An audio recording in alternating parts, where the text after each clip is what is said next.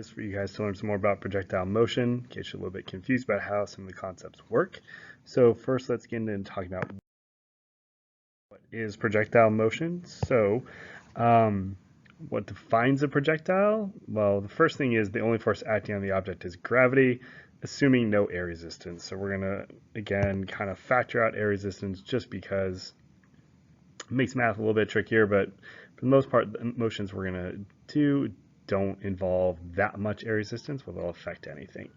The other component is that it's moving in two axes simultaneously. That means things are moving not just horizontally or not just vertically up and down, but they're going to be moving both horizontally and vertically at the same time through space. So again, part 3, that's kind of the main key there. For ease of solutions, the effective air resistance is negligible for what we're going to do. It will have some effect when we do things practically, but pretty minimal for the most part, so it shouldn't be too much of a concern for us. So properties of motion. So here was a person who shot a basketball. You can see I plotted out all the points along that arc of the motion of the ball using the video analysis software on Logger Pro. And what you see here on the right, so this is just a position of the y versus x, meaning where's the ball? So y meaning how high above the ground is it, and x meaning how far has it gone in this direction. So see, it looks like a ball that got tossed up and followed an arc and came back down.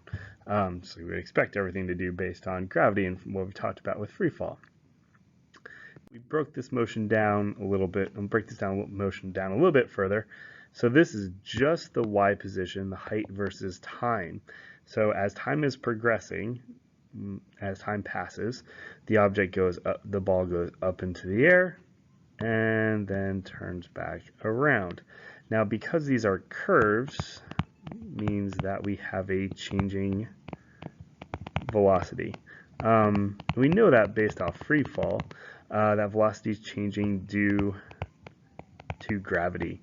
Remember, the y-axis deals with free fall, right? We're talking about things moving up and down. That's affected by the gravitational pull of the Earth, bringing the ball towards it. So what we can see here is that acceleration that we saw in our free fall problem still exists, even though we are moving in 2 dimensions now.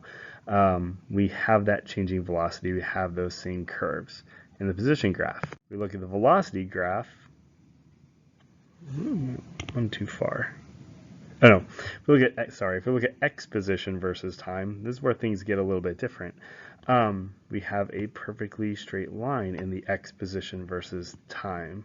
So this is x v t. Again, straight line means we have constant motion. So even though the ball is being accelerated by gravity as it goes up and down, horizontally only, meaning the progression from the person to the right, in this case, the motion is constant, which means the velocity is constant, meaning that there's nothing causing an acceleration in the x-axis, which makes sense because gravity pulls things up and down. So we can see that here, if we look at x velocity versus time, so this is vx versus t. The x velocity basically stays kind of, well, sorry, my line's not very straight, but x velocity kind of stays around this level the whole time. A couple aberration points here, don't worry about those. There's a couple mistakes. You can see there's a point over here randomly somewhere, probably where that's coming from. But what that tells me is that vx is constant. The velocity going horizontally is unchanged because gravity isn't playing a role in the horizontal axis, and because we don't have that much of an effect due to air resistance. Now about the y-axis, so this is vy versus t, we can see that now we have the terribly drawn but sort of consistent linear line. We have a straight line with a negative slope. So this is a negative slope for a linear graph. meaning that, remember, slope of velocity graph, slope equals acceleration for a velocity graph.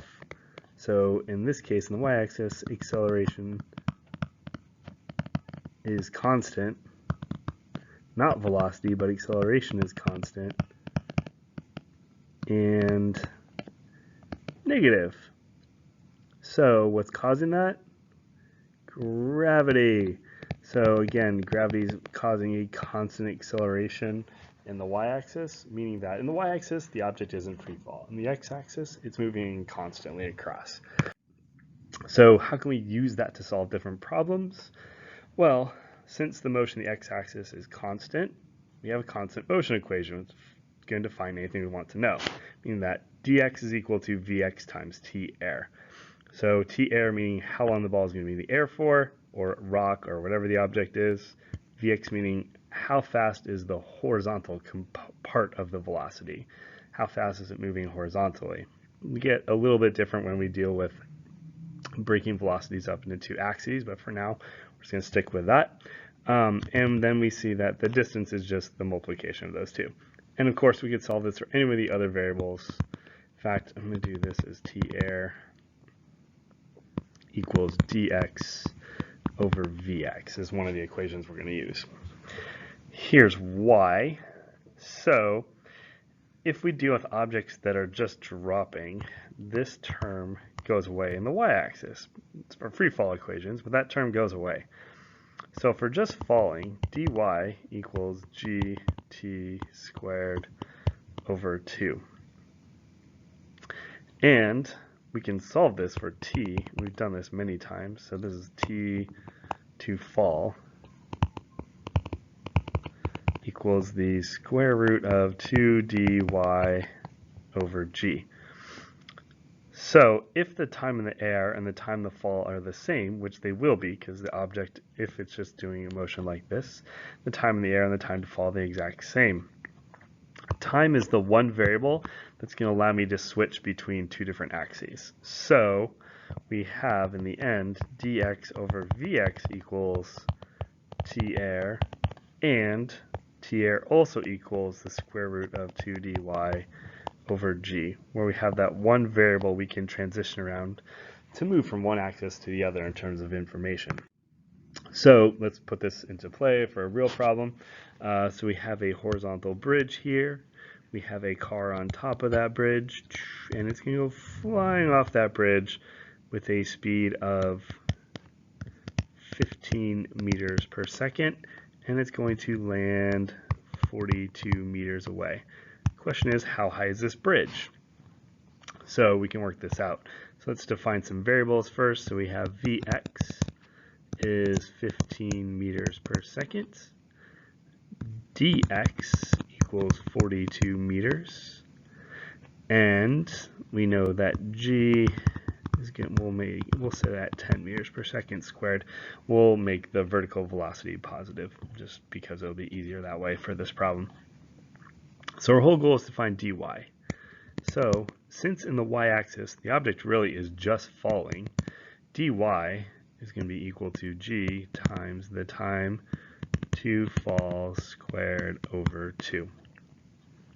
And that will help me find this distance from here to here, that dy, because our vy here at the top is 0 meters per second. The one thing we're missing though is the time, so the time to fall. We can't get it from the y-axis, we're going to get it from the x-axis. That's where we go back to our other equation where we have dx equals vx times t air. Well, the time to fall is going to be the distance in the x-axis over the velocity in the x-axis. That's going to tell you how long it takes to get from here to here at a constant speed, and using that time we'll be able to determine how far we actually fell during that what vertical distance we fell after we drove off the bridge. So dx is 42 meters, vx is 15 meters per second, so 42 divided by 15 is 2 means that it takes 2.8 seconds for the car to hit the ground. So let me just go back up here and say 10 times 2.8 seconds squared over 2. And we find out that the bridge is 39 meters above the ground. I'm going to work that out. So all these are going to require multiple steps because you're usually dealing with two axes, different information from both axes, and figuring out what the best step in the end is, what the best route to get there is. So it's drawing that diagram, understanding the variables you have to work with, and then from there defining those variables and figuring out which equations fit what information you actually know. We'll practice this a bunch, so don't think if you're still a bit confused, that's okay. But hopefully this will help guide you a little bit through the homework.